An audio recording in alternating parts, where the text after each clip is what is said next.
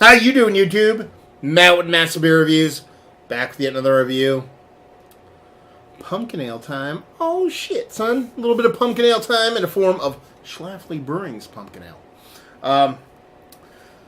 I don't do a ton of pumpkin beers on here. When I do, they usually are the little kooky, madooky little ones that niche little breweries do. Little barley wine this, little goofy ones that.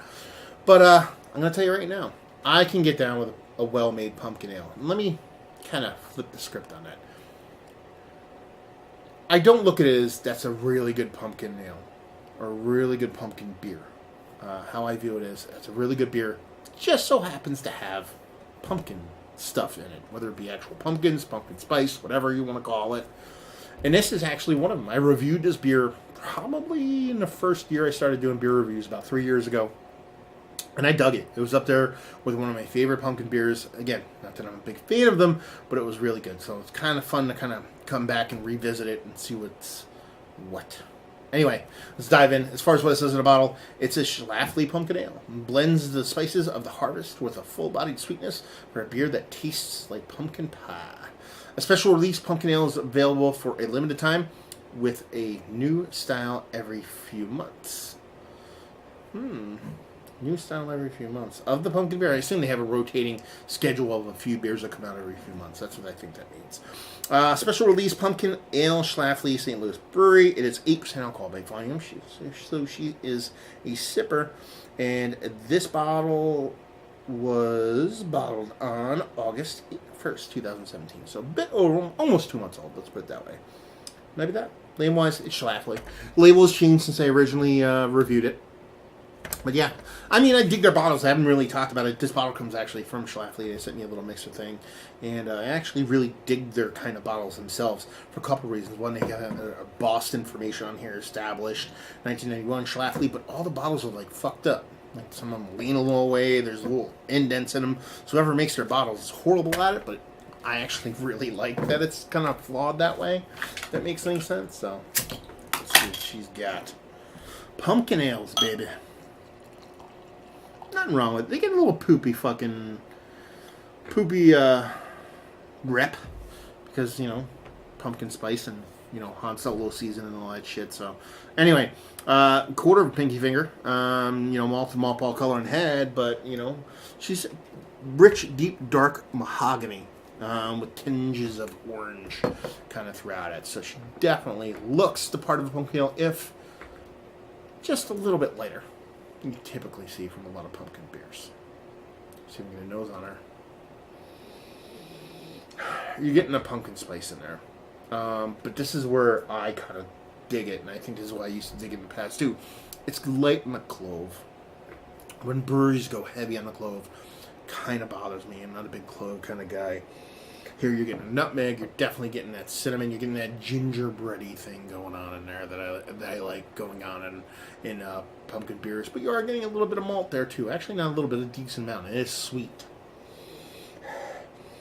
Yeah, so it's nice. It definitely smells like a pumpkin pie. Light on a nutmeg. Or, sorry, not nutmeg, clove. But yeah, she smells like a pumpkin beer. Let's put it that way. Let's dive in. Cheers.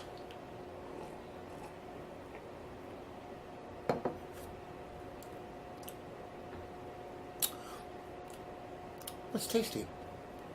A little sweeter than I remember. A little bit sweeter than I remember. A little bit sweeter than I want it to be. Let's put it that way. It could be a matter of just me shifting over time, the way my palate is. But a little bit sweeter than I like it to be. But not overly sweet. But the spices are nice. And again, a little bit bigger than I remember them being. Again, probably me shifting. So a little bit bigger than I'd like them to be. Still tasty. Still nice. Not offensive, because that's where that clove comes into place. And a nice beer. It just tastes more oomph-y than what I remember. Again, it's been 3 years since I had it. So I'm basing all this off memory. I didn't go back and watch the video. I don't do any of that stuff. I kind of go on everything fresh. And it does taste a little bit more spicy, a little bit more sweet.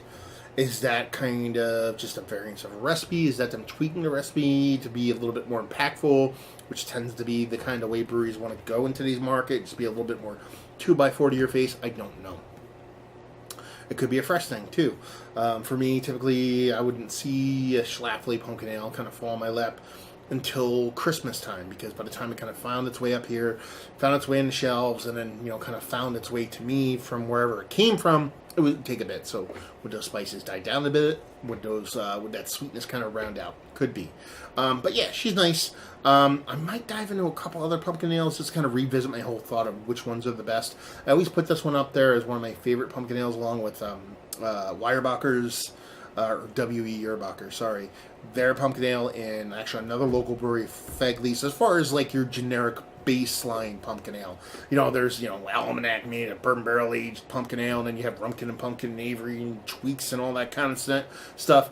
You know what I mean? Like, that's different than this. I'm going for a base kind of pumpkin ale. Did I say Tweaked?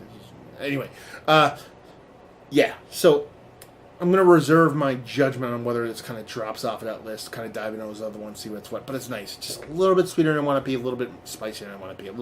Want it to be a little bit more beer than spice and sweet. Because, excuse me, while the beer is there, it's just a little bit bigger. That sweetness and that spiciness is a little bit bigger than you want it to be for what beer is actually in there.